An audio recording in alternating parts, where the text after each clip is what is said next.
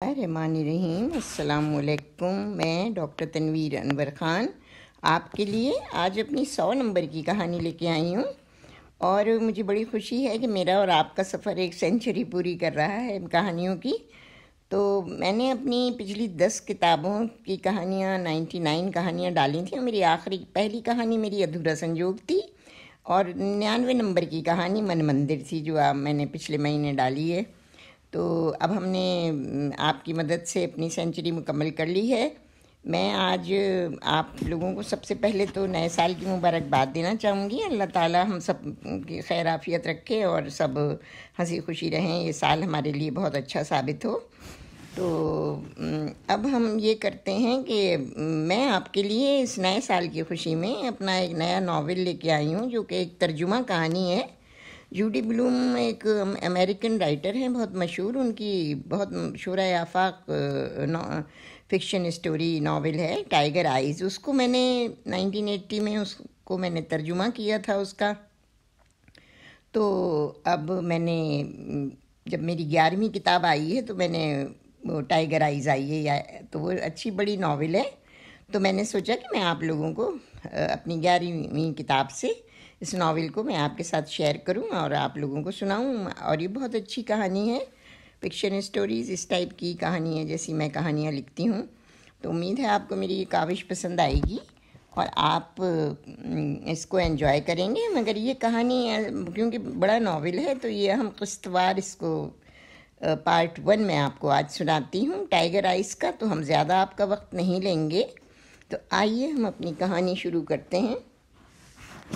Tiger eyes. وہ سوگ کی صبح تھی، غم کی صبح تھی، اور میں اپنے کمرے کی چیزوں کو الٹ پلٹ کر اپنے جوتوں کی تلاش میں تھی۔ بند جوتے بھی نہیں مل رہے تھے، شاید میں نے سردی کے کپڑوں کے ساتھ ہی انہیں بھی پیک کر دیا تھا، اور میرا وہ بکس دو چھتی پر تھا۔ میں کیا کرتی؟ ادھر امی بے صبری ہو رہی تھیں۔ دیر ہو رہی ہے ماریا، تم میرے جوتے لے لو، ماں نے چیخ کر کہا، اور میں نے ماں کی الماری کی دراز سے جلدی ایک 3 انچ اونچی ایڑی کی جوتی نکال لی جس میں اسٹریپ بھی تھے۔ میں دوڑتی ہوئی باہر کی سیڑھیاں پھلانگنے لگی۔ میرے بھائی امان نے کہا، دیکھ کر بے وقوف۔ ماں نے اسے اپنی باہوں میں سمیٹا ہوا تھا۔ ذرا خیال کرو ماریا، اٹلانٹک سٹی میں 25 سال کے بعد اتنی گرمی پڑی تھی، درجہ حرارت 96 تھا۔ جنازے میں سارے لوگ اپنے اپنے پنکھے جھل رہے تھے، اور اسی لمحے مجھے خیال آیا کہ اس وقت ساحل کا کنارہ کتنا اچھا لگے گا۔ نم سی ریت اور ٹھنڈا ٹھنڈا سمندر کا پانی کیسی ٹھنڈک کا احساس دے گا۔ ابھی 2 دن پہلے ہی کی تو بات ہے کہ میں پانی میں اتنی دیر رہی تھی کہ میرے پیروں کی انگلیاں جھریوں سے بھر گئی تھیں، اور سلمان نے اسے ایک بڑھیا کے پیروں سے مشابہ کہا تھا۔ سلمان کو میں نے جنازے کے دوران دیکھا، قبر کے پاس اپنی انگلیوں کو چٹکا رہا تھا جیسے کوئی سوچ رہا ہو۔ اس کے بال دھوپ کی تمازت سے اتنے بلیچ ہو چکے تھے جیسے سفید ہو گئے ہوں۔ ہماری آنکھیں ایک دوسرے سے ٹکرائیں، مگر ہم خاموش رہے، اور میں اپنے نچلے ہونٹ چبانے لگی، یہاں تک کہ میری زبان پر خون کا ذائقہ آ گیا۔ قبر کے پاس میں اپنی اماں کے ساتھ کھڑی تھی، پسینہ بہہ کر ہماری قمیضوں کو تر کر رہا تھا۔ میرے خالہ خالو پچھلی رات نیو میکسیکو سے آئے تھے اور ہمارے بالکل پیچھے کھڑے تھے۔ میں نے ان کو اس وقت دیکھا تھا جب میری نانی ماں کا انتقال ہوا تھا، اور اس وقت میں صرف 5 سال کی تھی۔ تب مجھے نانی کی میت میں شرکت کی اجازت بھی نہ ملی تھی، مگر اس وقت میں چیخ کے اس لیے روئی تھی کہ مجھے بڑی سی کالی کار میں چڑھنا اچھا لگتا تھا۔ اس کے برعکس اپنے پڑوسی کے ساتھ رہ کر مجھے آئس کریم کھانا پڑی، مگر اس دفعہ میں بالکل نہ روئی۔ میں نے محسوس کیا کہ میری خالہ سسک رہی تھیں اور بار بار اپنی ناک صاف کر رہی تھیں۔ پتہ نہیں خالو بار بار انہیں کیا سمجھا رہے تھے۔ اپنے بالکل پیچھے مجھے گرم گرم سانسیں محسوس ہو رہی تھیں، اور میں اپنی امی کی طرف کھسک گئی۔ امان بھی ماں سے چپک سا گیا اور بار بار مجھے بھی دیکھ رہا تھا، اور ماں تو بس فضا میں گھور رہی تھی، بغیر اس احساس کے کہ آنسو اس کی آنکھوں سے بہہ رہے تھے۔ میں نے زندگی میں اپنے آپ کو کبھی اتنا تنہا محسوس نہ کیا۔ ماں کے جوتے میرے پیر میں تنگ تھے، اور مجھے بار بار اپنے پیر ایک ایک کر کے بدلنا پڑ رہے تھے۔ میرے پیروں میں چھالے پڑ گئے، میری ننھی سی چنگلیوں میں زخم ہو گیا، مگر مجھے اس وقت وہ سب نہیں سوچنا تھا، کیونکہ جنازہ قبر میں اتارا جا رہا تھا، یا یوں سمجھو کہ میرے والد کا جسد خاکی زمین میں اتارا جا رہا تھا۔ دوسرے دن گرمی نام کو تو نہ تھی، کیونکہ قبرستان سے آنے کے بعد رات سے ہی بارشیں شروع ہو گئی تھیں، اور جب میری پیاری دوست لائلہ مجھ سے ملنے کے لیے آئی تو بھی بارش ہو رہی تھی۔ وہ میرے بستر کے کنارے پر بیٹھ گئی اور بکھرے ہوئے اخباروں کو سمیٹ کر ایک جگہ ڈھیر لگا دیا۔ ہائے ماریا، کیسی ہو؟ اس کی آواز میں کپکپاہٹ تھی، آواز نارمل نہ تھی جیسی ہوا کرتی تھی۔ میں ٹھیک ہوں، میں نے آہستہ سے کہا، اور ہمت نہ پا رہی تھی کہ اس کی آنکھوں میں آنکھیں ڈال کر دیکھ سکوں۔ تمہارے والد کی موت کا بہت افسوس ہے ماریا۔ میں بولتے ہوئے خوفزدہ ہو رہی تھی، مبادا کہ میں چیخ نہ پڑوں اور آنسو نہ بہہ نکلیں۔ میں نے صرف سر ہلا دیا۔ میں تو حیران رہ گئی، ایک صدمہ سا گزرا، اس نے کہا۔ میں نے پھر سر ہلا دیا۔ تمہیں معلوم ہے ماریا، ہم بالٹی مور میں تھے، اس لیے ہمیں اس وقت پتہ لگا جب میرے انکل نے اخبار پڑھا، مگر اس وقت ہم کسی بھی طریقے سے جنازے میں شرکت کے لیے پہنچ ہی نہیں سکتے تھے، وقت بہت کم تھا۔ اس کی باتیں سن کر میرا دل ڈوب رہا تھا، اور ایسا محسوس ہو رہا تھا کہ میں دور، بہت دور ہوں، سب باتوں سے دور، اور کچھ بھی نہیں ہوا۔ مجھے میری اپنی زندگی کا وہ لمحہ یاد آیا جب میں لائلہ سے ملی تھی۔ ہم 8th گریڈ میں تھے، اور لائلہ نے مجھے ایک ڈائسیکٹڈ فیمیل مینڈک کی تصویر دی تھی، اور اس نے وہ تصویر خود بنائی تھی، رنگین پنسلوں سے دل، معدہ، پھیپھڑے، انڈے، سب کچھ تو لیبل لگا ہوا تھا، اور میں نے وہ تصویر اپنی الماری کے نیچے کی دراز میں رکھی تھی۔ لائلہ ایک 6 فٹ کی لڑکی تھی، اور اس کی جلد کالی تھی۔ سب سمجھتے تھے کہ وہ باسکٹ بال کی بڑی پلیئر ہوگی، مگر اسے گیمز سے نفرت تھی۔ وہ یا تو کیمسٹری کا ایکسپیریمنٹ کرتی یا پھر کتابیں پڑھتی رہتی تھی۔ میرے والد جب ہائی اسکول میں تھے تو باسکٹ بال کھیلتے تھے، انہوں نے پوری اسٹیٹ کی ٹیم 2 دفعہ بنائی تھی، انہیں کالج میں وظیفہ بھی ملتا تھا، مگر پھر میری ماں سے شادی ہو گئی اور میں چند ماہ بعد پیدا ہو گئی۔ لائلہ نے اونچی آواز میں کہا۔ تم سن رہی ہو نا ماریا، میں کیا کہہ رہی ہوں؟ ہاں ماریا، تم بستر سے باہر کیوں نہیں نکلتی ہو؟ منہ ہاتھ دھو لو، دوپہر کے 12 بج رہے ہیں۔ اٹھنے کو دل نہیں چاہ رہا، میں تھک گئی ہوں، اس کے علاوہ میرے پیروں میں چھالے بھی پڑے ہیں۔ تمہاری خالہ کہہ رہی تھی کہ جنازے والی رات کے بعد سے تم بستر سے باہر نہیں نکلی ہو۔ ہاں یہ سچ ہے، بس باتھ روم کے لیے اٹھتی ہوں۔ میں اپنے بستر پر کروٹ بدلنے لگی تو میری پالتو بلی منکا جو میرے بستر پر پیر پسارے سو رہی تھی، جمائی لیتی ہوئی اٹھ گئی اور اپنے پنجے چاٹنے لگی۔ میں نے اس کے ایک چپت لگائی اور وہ پھر دبک کر سو گئی۔ تم نے اخبار میں خبر پڑھی تھی؟ میں نے لائلہ سے پوچھا۔ ہاں، کون سی؟ یاد نہیں۔ میں نے اخباروں کے انبار سے چند منٹ میں ایک اخبار اٹھایا اور پڑھنے لگی۔ آدم ویکسلر، عمر 34 سال، گولی مار کر قتل کر دیے گئے۔ فرنٹ پیج پر ہیڈ لائن تھی، اور ساتھ ہی ڈیڈی کی وہ تصویر تھی جو میں نے کھینچی تھی۔ کیسی تصویر ہے؟ جواب کا انتظار کیے بغیر میں بولی۔ جون میں کھینچی تھی، وہ اپنے ہاتھوں سے سایہ کیے ہیں، بہت اچھے لگ رہے ہیں، سچ ہے نا لائلہ؟ ہاں، وہ آہستہ سے بولی۔ میں نے وہ اخبار نیچے رکھ دیا اور دوسرا اٹھا لیا۔ لائلہ اپنا بیلٹ ٹھیک کر رہی تھی اور میں زور زور سے خبر پڑھ رہی تھی۔ آدم ویکسلر کے سینے میں 4 گولی مار کر منگل کو ہلاک کر دیا گیا، ان کے 7-11 اسٹور میں جو ورجینیا ایونیو پر ہے، اٹلانٹک سٹی میں۔ کچھ نامعلوم قاتل دکان میں گھس آئے اور $50 لے کر بھاگ گئے۔ مسٹر آدم اٹلانٹک سٹی ہائی اسکول سے 1964 کے گریجویٹ تھے۔ سوگواران میں ان کی بیوی روما، بیٹی ماریا عمر 15 سال اور بیٹا امان عمر 7 سال۔ میں نے اخبار پڑھ کے اپنے بیڈ کے نیچے ٹھونس دیا۔ ماریا، تم سمجھتی ہو کہ اس طرح ہر وقت یہ اخبار پڑھنا اچھی بات ہے؟ لائلہ نے کہا۔ کیوں نہیں لائلہ، پتہ ہے ساری دنیا کہتی ہے ہمیں حقائق کا سامنا کرنا چاہیے۔ میں وہ کر رہی ہوں، اور اخبارات میں سارے حقائق کھل کر سامنے آتے ہیں۔ جو بات ابھر کر نہیں آتی وہ یہ کہ کوئی یہ نہیں لکھتا کہ اپنے باپ کے قتل پر آپ نے کیا محسوس کیا۔ اور وہ پھول جو جمع ہوئے تھے وہ سارے کے سارے ماں نے امریکن ہارٹ فنڈ میں دے دیے۔ شاید مما نے ہارٹ فنڈ اس لیے سلیکٹ کیا تھا کیونکہ ڈیڈی کو 4 گولیاں سینے میں لگی تھیں۔ ان نامعلوم قاتلوں نے 4 دفعہ گولی ماری میرے ڈیڈی کو۔ میں چھت کی طرف گھورتے ہوئے لائلہ کو بتا رہی تھی۔ آنٹی نے میرے کمرے میں جھانکا اور بولیں، دوپہر کا کھانا تیار ہے لڑکیوں؟ بیٹی بس سوپ اور سینڈوچز ہیں۔ لائلہ، تو بیٹی تم بھی ہمارے ساتھ لنچ کر لو۔ ضرور ضرور آنٹی، شکریہ، مجھے کچھ نہیں چاہیے۔ میں نے کہا، تمہیں کھانا چاہیے بیٹی، ایسے وقت میں انسان کو اپنا حوصلہ اور مضبوط بنانا چاہیے۔ اپنے حالات سے نمٹنے کے لیے میں تمہیں اور لائلہ کو کھانا لا کر دیتی ہوں، تم لوگ اپنے کمرے میں ہی کھا لو، کیا خیال ہے؟ جی بہتر ہے، میں نے بحث کرنا فضول سمجھا۔ جب آنٹی چلی گئیں تو میں نے لائلہ سے کہا، ان کا اصل نام الزبتھ ہے مگر سب انہیں بٹسی کہتے ہیں، کتنا عجیب سا نام ہے ایک 47 سال کی عورت کے لیے۔ یہ میرے باپ کی بہن ہیں، کیوں بلکہ یوں کہو کہ جب لوگ مر جاتے ہیں تو انہیں ایسے پکارا جاتا ہے۔ میرا باپ ہے نہیں، میرا باپ تھا، اس کی بہن تھی بٹسی۔ مجھے معلوم ہے، لائلہ نے کہا۔ یہ نیو میکسیکو سے آئی ہیں؟ میں نے کہا۔ بہت اچھی لگتی ہیں۔ میرے پھوپھا انکل والٹر ایک لیبارٹری میں کام کرتے ہیں لاس ایلاموس میں، وہ جگہ جہاں پہلا ایٹم بم بنایا گیا تھا۔ وہ ایک سائنسداں ہیں، بلکہ وہ فزکس پڑھاتے ہیں۔ ہاں مجھے معلوم ہے، جب تم سو رہی تھیں ان سے بات کی تھی میں نے۔ مجھے تو فزکس پسند ہی نہیں ہے۔ تھوڑی دیر میں بٹسی ایک ٹرے میں ہم دونوں کے لیے کھانا لے کر آ گئیں، سبزیوں کا سوپ، ٹونا فش سینڈوچز اور ٹھنڈی چائے برف پڑی ہوئی جس میں لیموں کی خاشیں تیر رہی تھیں۔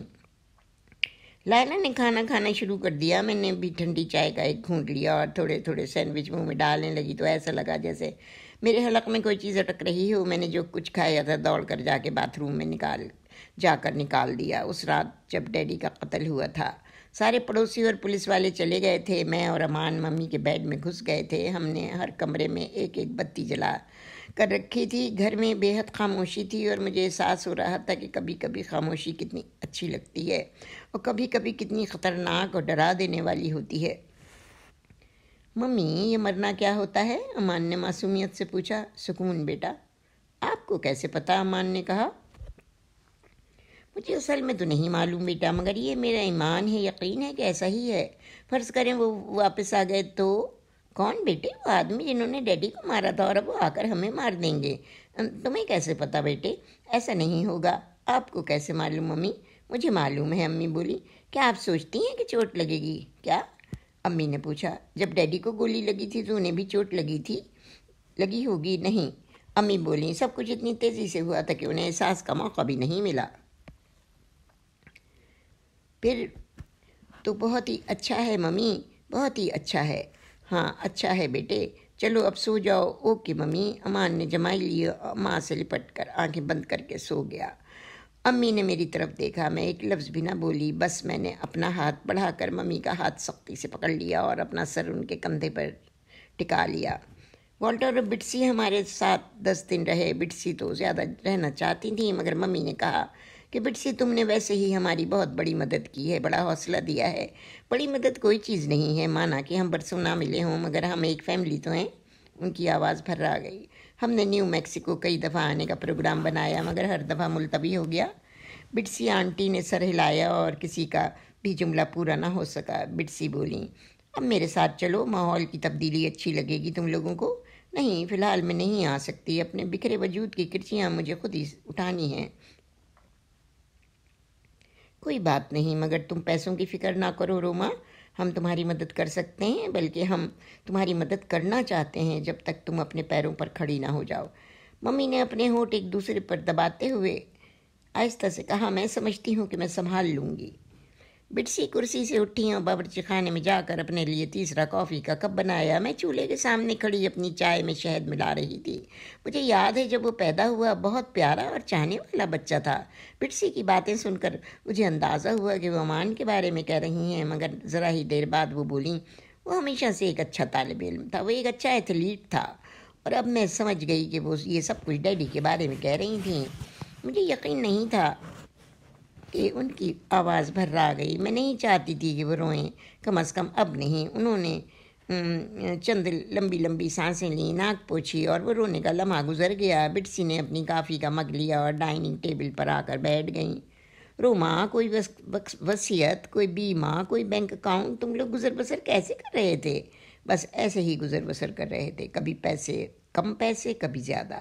بٹسی نے ایک ٹھنڈی آہ بھر کے کہا، آدم بس ایک اچھا خواب دیکھنے والا تھا، ہاں، اور ایک یہی وجہ تھی جس کی وجہ سے میں اسے پیار کرتی تھی، ممی نے کہا۔ مگر ہم سب ہی خواب دیکھنے والے ہیں، اور میں سمجھتی ہوں کہ اگر خواب بھی نہ دیکھے آدمی تو کیا کرے؟ پھر کیا رہے اس کے پاس؟ بٹسی نے آہستہ سے کہا۔ والٹر اور بٹسی نے ہمیں باری باری چوما اور خدا حافظ کرتے ہوئے کہا، ہمارا بڑا سا گھر ہے اور تم سب لوگوں کو خوش آمدید کہیں گے۔ بس ہم آپ لوگوں سے اتنا دور ہیں جتنا ایک ٹیلی فون کا فاصلہ ہے، والٹر نے کہا۔ بہت بہت شکریہ، یہ آپ لوگوں کی جان کر خوشی ہوئی کہ آپ لوگ آئے اور میرے لیے مددگار ثابت ہوئے، ممی نے کہا۔ میرے جذبات ملے جلے سے تھے۔ جب بٹسی آنٹی اور والٹر انکل جا رہے تھے تو میں یہ سوچ رہی تھی کہ اب ہم اپنے آپ میں اکیلے ہوں گے، خود سب کچھ کریں گے، صرف اور صرف ہم اور ہماری فیملی، اور دوسرا تیسرا کوئی بھی نہیں۔ مگر پھر من کے کسی گوشے میں یہ احساس ہوا کہ ہمارے درمیان ڈیڈی نہیں ہیں اور اب وہ کبھی واپس بھی نہیں آئیں گے، اور یہ بھی ایک کڑوا سچ تھا کہ اب امی، میں اور امان ہم تین ہی تھے گھر میں۔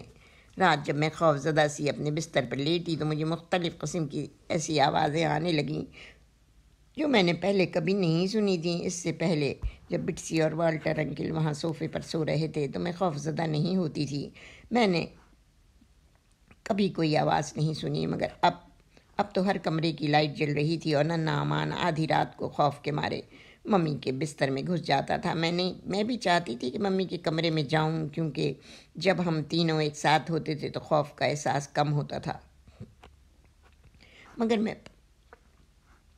مگر میں 15 سال کی تھی اور میرے دماغ میں یہ بات تھی کہ میں ساری زندگی ممی کے کمرے میں نہیں سو سکتی ہوں۔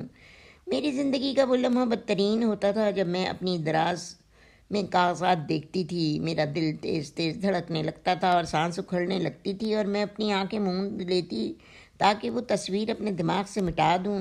ہم اسٹور کے اوپر بنے ہوئے گھر میں رہتے تھے، باہر کی سیڑھیوں پر مجھے کسی کے قدموں کی چاپ سنائی دیتی تھی۔ میں خاصی چوکنا ہوں، اگر کوئی آنے کی کوشش کرے گا تو، میں نے اپنے آپ کو سمجھایا۔ میرے پاس مکھن لگانے والی چھری ہے میرے تکیے کے نیچے، اور صرف یہی نہیں، میں تیار ہوں، بلکہ میری مم کے گدے کے نیچے لوڈڈ بندوق رکھی ہے۔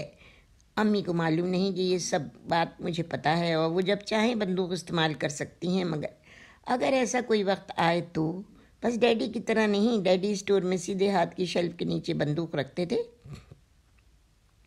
مگر ہمیشہ خالی۔ انہیں بس یہ خوف ہوتا تھا کہ کہیں امان غلطی سے استعمال نہ کر بیٹھے یا کوئی اور نہ چلا لے۔ بندوق کی گولیاں دراز میں پڑی رہتی تھیں، جس کی چابی صرف ڈیڈی کے پاس تھی۔ 2 دفعہ ہمارے ہاں ڈاکہ پڑا، مگر جب دوسری دفعہ ڈاکو آئے تو ڈیڈی نے ہوائی فائر کر دیا، بندوق لہرا دی اور ڈاکو صرف 6 بوتلیں لے کر فرار ہو گئے۔ مجھے یاد ہے میرے ڈیڈی کا خواب تھا کہ اس اسٹور کو بیچ کر ایک آرٹ گیلری کھولیں، مجسمہ سازی اور پینٹنگ کی۔ میرے والد ایک پورٹریٹ آرٹسٹ تو بن ہی سکتے تھے، وہ شکلیں بہت اچھی بنا لیتے تھے اور خاص طور سے آنکھیں بہت خوبصورت بناتے تھے، اور اپنے یہ اسکیچز وہ اسٹور کی پچھلی طرف ایک تار پر لٹکا دیتے تھے جو گاہک خرید لیتے تھے۔ ممی ڈیڈی کے بیڈ روم میں میری ممی اور امان کی جو تصاویر لٹک رہی تھیں وہ پورٹریٹ بھی ڈیڈی نے بنائی تھیں۔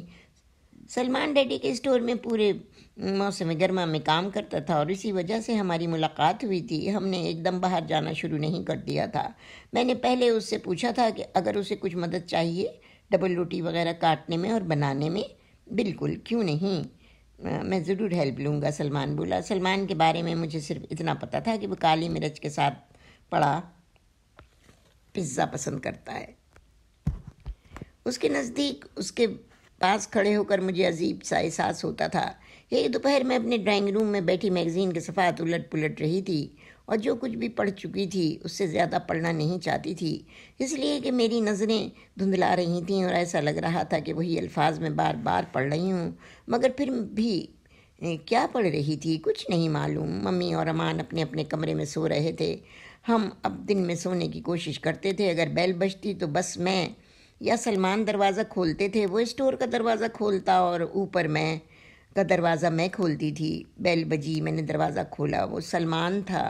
کیسا چل رہا ہے سب کچھ ماریا؟ اور اس سے پہلے کہ میں کچھ جواب دیتی وہ رو پڑا، اس کا جسم کانپ رہا تھا۔ میں پیچھے ہٹ گئی۔ اس نے ایک گہری سانس لی اور آنسو پوچھتے ہوئے بولا، کیسا رہے اگر ہم ساحل سمندر پر چلیں، چہل قدمی کرتے ہیں؟ نہیں، میں نے جواب دیا۔ تمہاری ممی کہہ رہی تھی کہ تم میت کے دن سے باہر نہیں نکلی ہو، تو یہ بہتر نہ ہوگا کہ ہم باہر چلیں؟ ممی بھی کمرے میں آ گئیں، گاؤن کی بیلٹ کستے ہوئے۔ انہوں نے سلمان سے کہا، یہی تو میں اسے سمجھانا چاہتی ہوں، اسے کچھ تازہ ہوا چاہیے۔ اچھا امی، مجھے ماں کے چہرے پر ایک درد سا دکھائی دیا اور فوراً میں باہر جانے کو آمادہ ہو گئی۔ میں نے باتھ روم میں جا کر منہ پر ٹھنڈے پانی کے چھینٹے مارے۔ میری آنکھوں کے گرد سیاہ حلقے پڑ گئے تھے اور میرا چہرہ ایک دم زرد سا ہو رہا تھا۔ میں نے اپنی ڈھیلی جینس کی بیلٹ ٹائٹ کی۔ میرا وزن خاصا کم ہو گیا تھا اور کمر سے جینس ڈھیلی ہو گئی تھی، مگر مجھے پرواہ بھی نہیں تھی۔ باہر کی تیز دھوپ سے بچنے کے لیے میں نے ہاتھوں کی اوٹ لے لی کہ سورج کی چمک آنکھوں کو بری لگ رہی تھی۔ میں سلمان کے پیچھے پیچھے سیڑھیاں اتری، مگر میں نے اسٹور کی طرف دیکھا بھی نہیں۔ وہاں دروازے پر دکان بند ہے کا بورڈ لگا ہوا تھا۔ والٹر انکل نے وہ بورڈ لگایا تھا جب وہ یہاں تھے۔ سلمان نے میرا ہاتھ اپنی ہتھیلیوں سے مسل کر مجھے دماغی طور پر مطمئن کرنے کی کوشش کی۔ میں جانتی تھی کہ اس کے لیے بھی یہ سب برداشت کرنا بہت مشکل تھا۔ میں نے اپنی انگلیاں سخت کر لیں اس کے ہاتھ میں تاکہ اسے احساس ہو کہ میں اس کے احساسات سمجھ رہی ہوں۔ ہم ساحل پر ٹہل رہے تھے۔ میں نے گہری سانس لی اور ساحل سمندر کی نمکین ہوا کی خوشبو محسوس کی۔ فضا میں بھنی ہوئی مونگ پھلیوں اور ٹافیوں کی خوشبو پھیلی تھی۔ میں اس لاکھوں ڈالر کا جوا کھلانے والے ستون کے نیچے کھڑی ہو گئی اور مجھے یاد آیا ڈیڈی کہتے تھے کہ یہ میرے لاکھوں ڈالر کی بیبی ہے۔ ڈیڈی نے گیمز چھوڑ دیے تھے اور امی یہیں کی ایک شاپ پر کام کرتی تھیں جو ٹافی شاپ کہلاتی تھی، اور ایک آدمی جیمز سالٹ وائر کے نام پر تھی۔ اس زمانے میں اٹلانٹک سٹی اتنا آباد نہ تھا، مگر آج ایسا نہیں تھا۔ یہاں جگہ جگہ کیسینو کھل گئے تھے، لاس ویگاس کی طرح۔ کیا سوچ رہی ہو؟ سلمان نے چلتے چلتے کہا۔ کچھ نہیں۔ اور اسی کے ساتھ ویورز میری یہ پارٹ 1 کہانی ناول کی یہاں اینڈ ہوتی ہے۔ تو ہم پارٹ 2 کے لیے آپ سے کچھ دنوں کے بعد ملتے ہیں انشاءاللہ تعالیٰ۔ میں پارٹ 2 لے کے آؤں گی۔ اگر آپ کو میرا یہ ناول جو میں نے سٹارٹ کیا ہے پسند آیا ہے تو پلیز اس کو لائک کریں، سبسکرائب کریں میرے چینل کو، شیئر کریں اور بیل کے آئیکن کو دبا دیں، کیونکہ میں بہت جلد پارٹ 2 بھی انشاءاللہ تعالیٰ اس پہ اپنے یوٹیوب پہ لوڈ کروں گی۔ اب مجھے اجازت دیجیے۔ اللہ حافظ۔